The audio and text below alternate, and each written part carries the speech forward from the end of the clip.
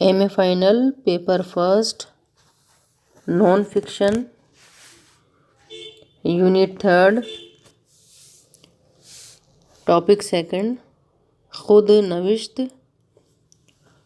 یادوں کی بارات جوش خود نوشت تاریخی اور سماجی روایات اور واقعات کو اپنی ذات میں ضم کر کے یا اپنی ذات کو وسیلہ بنا کر ان کی از سر نو تخلیق کا عمل ہے۔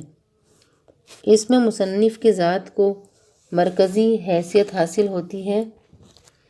وہ اپنی داستان حیات واحد متکلم کے پیرائے میں بیان کرتا ہے۔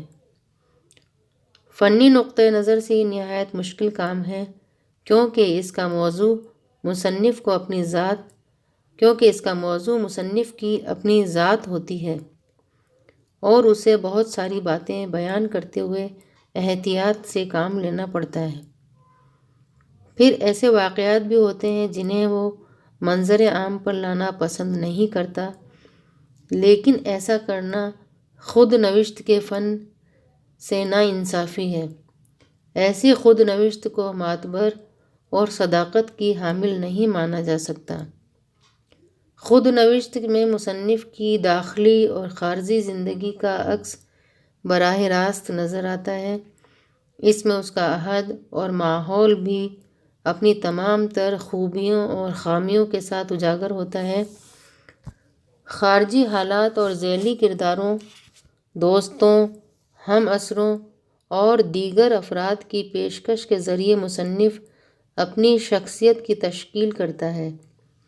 ظاہر ہے کہ انسانی سماج میں اس کا واسطہ مختلف انسانوں سے روزمرہ کی زندگی میں پڑتا ہے، اس لیے ضروری ہے کہ وہ اپنا فسانہ حیات لکھتے وقت اپنے گرد و پیش کی زندگی کو بھی پیش کرے۔ جس طرح ایک پینٹنگ بہترین پس منظر کے بغیر اعلیٰ تخلیقی خوبیوں کی مالک نہیں ہو سکتی، اسی طرح خود نوشت بھی صرف مصنف کے حالات زندگی کی عکاسی سے مکمل نہیں ہو سکتی۔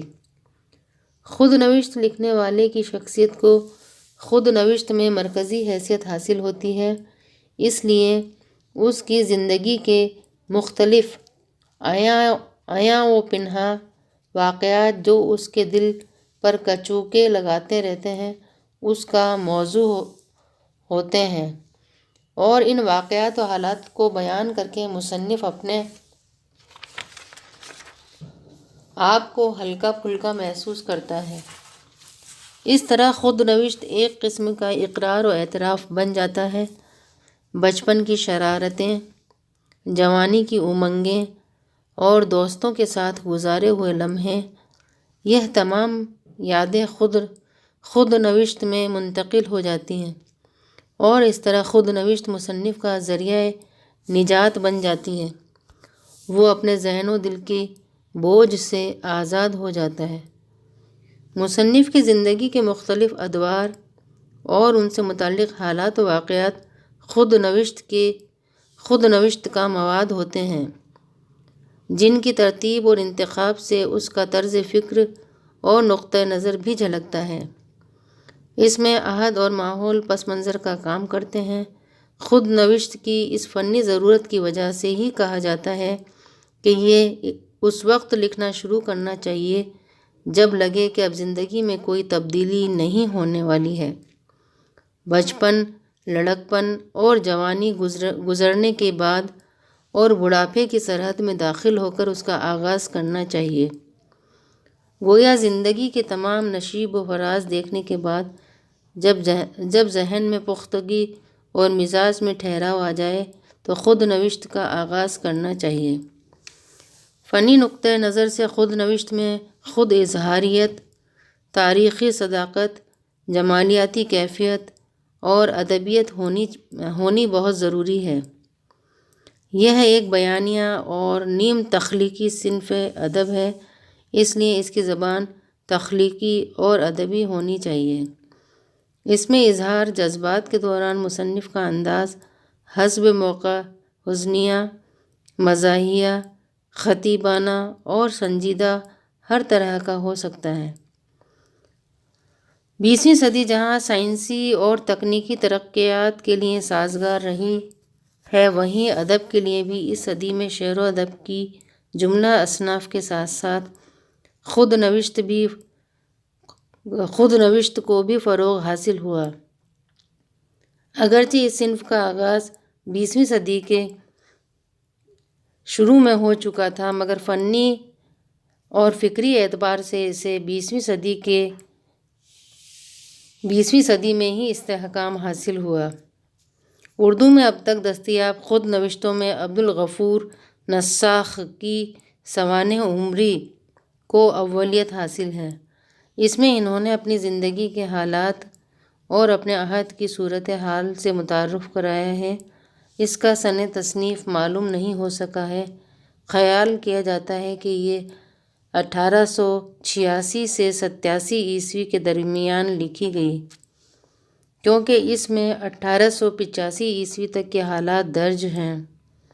اس خود نوشت کے مطالعے سے نساخ کے آباء و اجداد، عہد و معاشرت وغیرہ کی جانکاری حاصل ہوتی ہے، لیکن اس میں خود نساخ کے متعلق پوری تفصیلات نہیں ملتی۔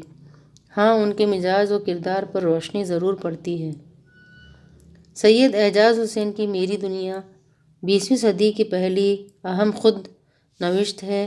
اس کے آغاز میں انہوں نے اپنی پیدائش اور بچپن کے حالات بیان کیے ہیں۔ الہ آباد اور اس کے مضافات کے متعلق بھی خاصی تفصیلات بہم پہنچائی۔ انہوں نے اپنے آبائی وطن کی تہذیبی اور سماجی روایات کا بھی ذکر کیا ہے۔ یہ عجیب بات ہے کہ اعجاز حسین نے اپنے نانہال کے حالات مفصل بیان کیے ہیں، لیکن اپنے آباء و اجداد کے بارے میں بہت کم لکھا ہے۔ میری دنیا میں اعجاز حسین نے اپنے دوستوں کے تذکرے کے ساتھ ساتھ اپنے دور کی طوائفوں کے بارے میں بھی کافی معلومات افزا باتیں کی ہیں۔ اس خود نوشت سے ان کی ازدواجی زندگی سے پوری آگاہی نہیں ہوتی۔ ہاں، ان کے مزاج اور نفسیات پر روشنی ضرور پڑتی ہے۔ میری دنیا کا اسلوب نہایت شگفتہ ہے۔ اس میں تخلیقی نثر کی جھلکیاں جا بجا ملتی ہیں۔ بعض اوقات انہوں نے ظریفانہ انداز بیان بھی اختیار کیا ہے اور تمثال و استعارے سے بھی کام لیا ہے۔ یادوں کی دنیا یوسف حسین خاں کی آپ بیتی ہے، جو 1967 میں منظر عام پر آئی۔ یہ خود نوشت ان کی شخصیت، کردار اور ان کی نفسیات کو سمجھنے میں تو معاون ہی ہے، ان کی دیگر تحریروں کو سمجھنے میں بھی مدد کرتی ہے۔ اس میں مصنف نے اپنے عہد کی تحریکات اور رجحانات کو بھی موضوع بحث بنایا ہے، اور تاریخ و تہذیب کو بھی۔ انہوں نے اپنے خاندانی حالات تفصیل سے بیان کیے ہیں، اور جہاں اپنے بھائیوں کا تذکرہ کیا ہے، وہاں ذاکر حسین کو فخر خاندان کا لقب دیا ہے۔ یادوں کی دنیا میں جامعہ ملیہ کے قیام اور اس کے اغراض و مقاصد بھی بیان کیے گئے ہیں۔ انہوں نے تحصیل علم کے لیے فرانس کا سفر بھی کیا تھا، وہاں کی ادبی، سیاسی اور معاشی صورتحال کا بغور جائزہ لیا ہے اور اس تجربے کو خود نوشت میں پیش کیا ہے۔